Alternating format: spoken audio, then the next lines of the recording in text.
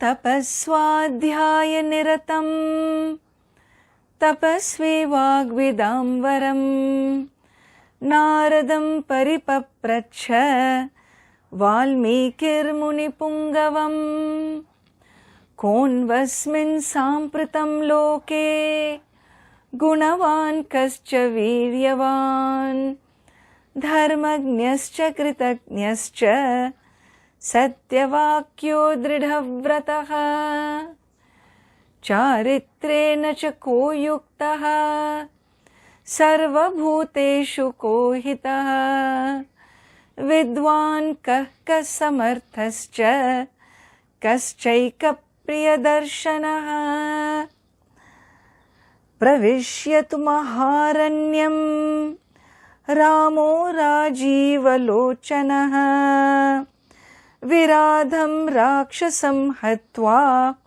Sharabhangam dadarshaha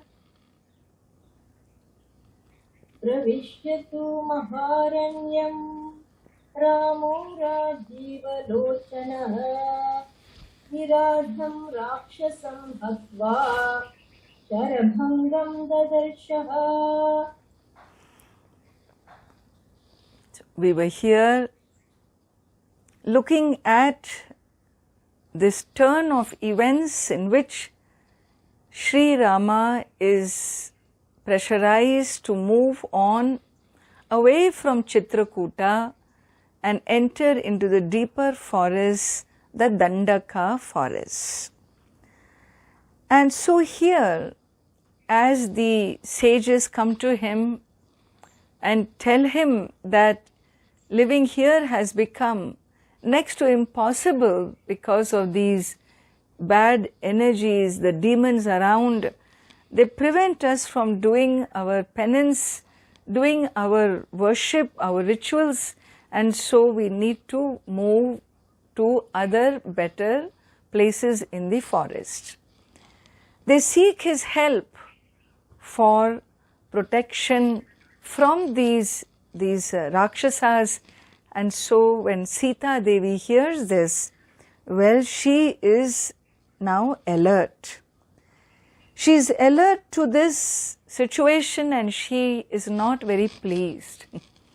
So she tells Sri Rama, as we saw in the last session, Nahi me rochate veera gamanam dandakan prati. I am not looking forward. I am not pleased to go into this forest.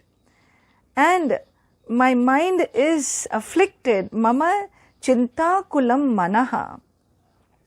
You have decided to go into the forest and protect all these sages. But this is something not correct because you have gone with a vratam, with a pledge to live an ascetic life for 14 years. But you're carrying these bows and arrows and whatnot. And when you carry weapons like that with you, you will definitely be inclined to shoot a bird here, a rabbit there, an animal here, there. And this kind of disturbing the ecosystem, disturbing the ecosystem of the forest, unprovoked, is not the right thing to do. And when you don't need this, why do you need to carry these bows and arrows? And he says, so when you give a bow to a kshatriya, or when you put ghee or a fuel next to fire, what are you doing? You are only tripling up the strength of the fire to catch the fuel. Or you're giving a kshatriya this tool of weapons. He cannot sit quiet without using them, right? That's why we say never give weapons to children.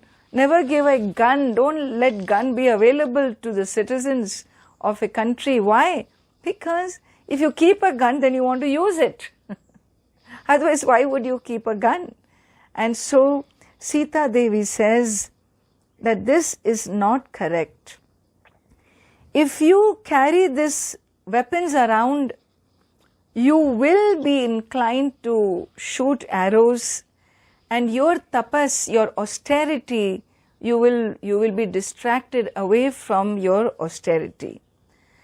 And she gives the story of a great tapasvi who was a very pure soul, a great ascetic, a intellectually honest being, and very powerful. And to distract him or to test him, we always say, Indra was insecure in the heavens, and so he tried to distract him. He is not insecure. If he is such an insecure person, he will not reach heavens and be in that position. But what he always does is, he tests your austerity. He tests your allegiance to your vratam. And he helps you if there is something underneath which is not in sync with your austerity. Well, you get a chance to expose that. You get a chance in a new context to understand that. And so Indra Deva, what he did was, seeing this great austerity, the tapas of this Rishi, Sita Devi is telling this to Sri Rama. So what did Indra Deva do? He gave him a khadga, a sword, as a gift. And this, because it was a gift from the celestial being, and this tapasvi wanted to protect it. So everywhere he went, he would carry the sword around to protect the sword, and eventually it became such a integrated into his life, that he felt empowered with this sword. With the sword, he felt more powerful than he did as a tapasvi, as a ascetic. And so the tapas began to decline. He wanted to test the power of the sword and began to do adharmic activities. And eventually what happened? Eventually, because of the adharma he did, he went to Naraka. He lost his austerities. And so she says, Snehad bahumanacha smaraye shikshaye. Because of my love for you, affection for you, I recall this episode that has happened. You should never ever kill without enmity towards anybody. And therefore she says, Aparadam vina hantum lokaha viraha na mamsyate. You will not be considered a hero where you just go about, you see some demons and you go about killing them. This is not considered an act of heroism. In fact, if you hold a weapon in your hand like a bow, artanam abhirakshanameva, it is only meant for protection of the weak. You hold a bow only to protect the weak, not to go about disturbing the forest life. She asks him, what is the connection between our ascetic life of 14 years with weaponry? We have no connection. And therefore there is no connection between tapas and duties of a kshatriya. You are mixing up two things, duties of a prince and your asceticism. Well, you are not a prince, you are an ascetic now, and therefore don't do that. Respect the law of the land. Desha dharmaha pujyatam. This is Sita Devi's words to Lord Rama. Desha dharma pujyatam. You know, in Rome, live like Romans, we say in the English language. So desha dharma, whatever be the law of the land, respect that. Don't disturb the ecology of the inhabitants. And after you return to Ayodhya, you can follow your duties of a prince after your return, not during this period. And so she says, your dharma is to follow austerities. Anyway, who am I to tell you? You are the Dharma Purusha. I have said what I felt out of love. And Vicharya Buddhya. So discuss, think about this with your younger brother Lakshmana, and Yad Rochate Tat Kuru. Whatever finally you consider right for you, may you do that. And so with the Sita Devi's advice, very frank, very open, and declares also indirectly her love for the ecosystem of the forest. And so why disturb the people, the demons, when they do not cause disturbance? Why you disturb them and go about killing them? So Sri Rama tells her, Hitam uktam tvaya devi snigdhaya sadrisham vachaha. What you have said is really the right thing. Out of love you have said all this to me, but please understand, the sages who came to me, they were suffering.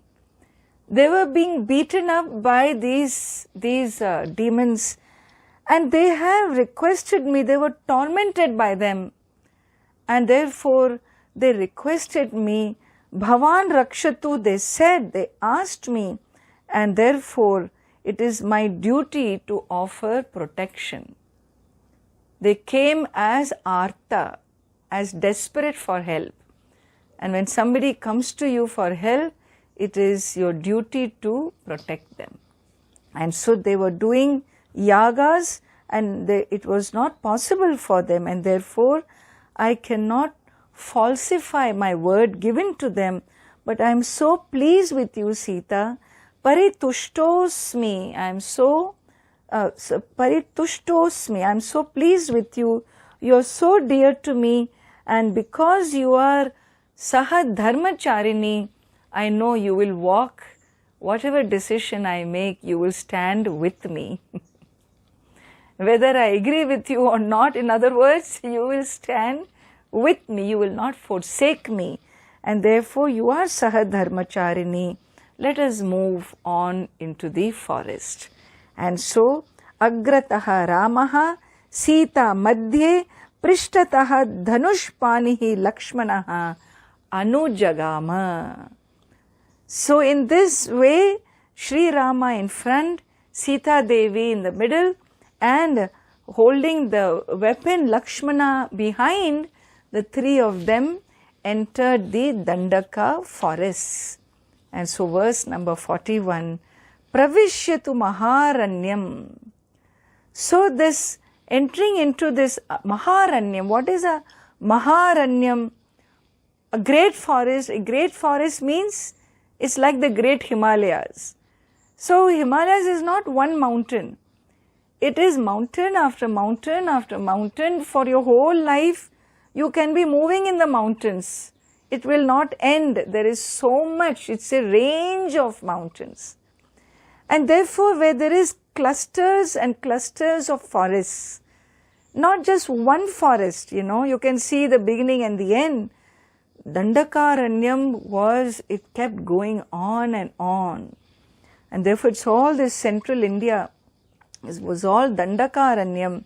And therefore, into this Maharanyam, Sri Rama entered. Rajiva Lochanaha, the beautiful lotus-eyed Sri Rama, the handsome man, he entered with his brother. And then what happened? And then they kept moving and meeting different sages.